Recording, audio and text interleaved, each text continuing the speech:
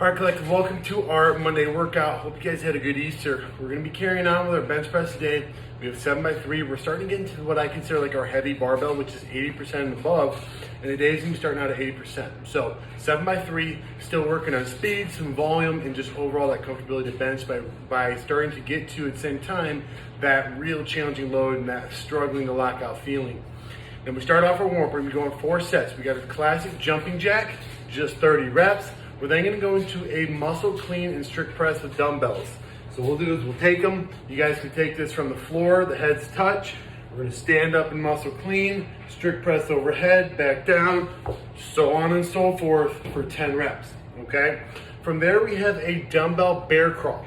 Now a dumbbell bear crawl, we're gonna start out on the dumbbells.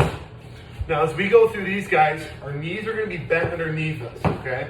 So my starting position is gonna be here. As I walk my arm, so if I'm here, as I walk my right arm forward, my left knee steps, right knee steps, so on and so forth. So that opposite knee is gonna coincide. When I reach with my left, my right knee comes up. When I reach with my right, my left knee comes up, and that's how we make that progress, okay? 10 steps total, should be kind of the same weight that you guys use for the dumbbell cleans, or vary as needed to make that position happen, okay? And we get in the bench, we got 50, 60, 70%. Will be kind of our loading phases. 6 reps at 50, 6 reps at 60. We drop to 4, and then 7x3 at 8%. Now 80% as well, over the course of this volume, we're starting to get to the weight where I would really just make sure you either have a spotter or some sort of kind of action plan, if you will, where if things go south, you guys can get out of it, okay? Adequate rest in between. A 7x3 should take somewhere like 25, 30 minutes to complete. Okay, so just know that good reps underneath. We can stand on the bar, nothing crazy. I want you guys to really keep considering though, as we get in these heavy bars, there's let's say 2 big things. One big one that happens, there's 2 things where our positioning kind of falls. One, when we get really heavy, you're gonna wanna pick your foot up off the ground. And we see that by people who aren't grounded. So when we get ourselves set on our bench press, okay? We talked about this, I think 2 weeks ago, of when I get set, when I lay back underneath the bar, am I actually trying to lift my hips off the ground so I get my hands underneath it? Can I lift my butt, squeeze my butt cheeks, and then hold that? So if I'm gonna get set up and you lift, squeeze my butt as hard as I can, I'm pressing. And if I get to the bench and all of a sudden I lift a foot up when I struggle, that means that we aren't actually really engaged through our feet and the floor. And then that tension through our hamstrings, our butt, into our back, which only presses up more power to our shoulders, which is what we want, right?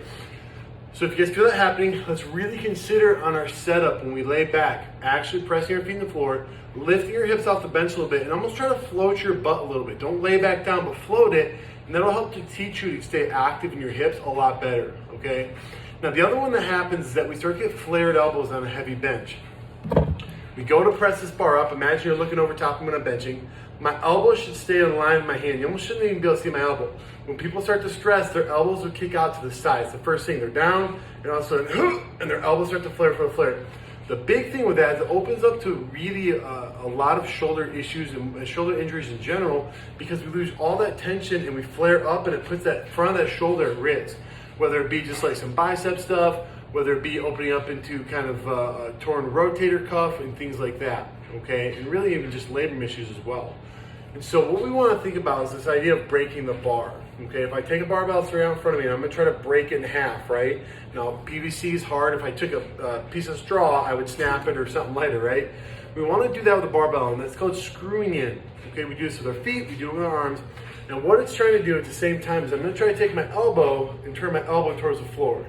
And that rotation is going to lock in. It takes my lat and it uses my lat to pull this stuff down. So now this is engaged. That pulls through, it puts this shoulder in line, it puts our tricep back underneath us where we want it and not out to the side.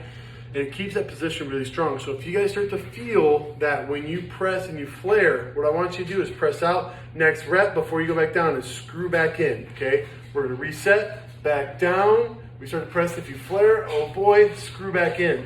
Now over time, what we're gonna do is we're gonna work on maintaining that screw all the way through the press. So if you start to come up and you feel yourself going, you're gonna fight that by screwing in, keeping that tension in that bar the whole time. so that we don't have any flared elbow. Okay, guys? Two big things, feet lifting up and the elbow starting to flare on heavy barbells. So really focus on that today, okay? Now we get into the accessories. It's 4 sets. We'll be doing a chest fly. We did these week 1, where we take the dumbbells out in front and we spread them across. Now the important thing to remember with these guys is that we're trying to lead with our elbow and we have a slight break. So from here, it's not straight out.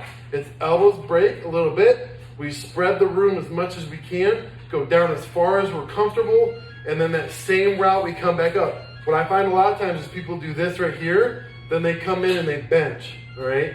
We don't want to do that. We want to spread wide, stay spread, come in that same angle that we went out on, okay?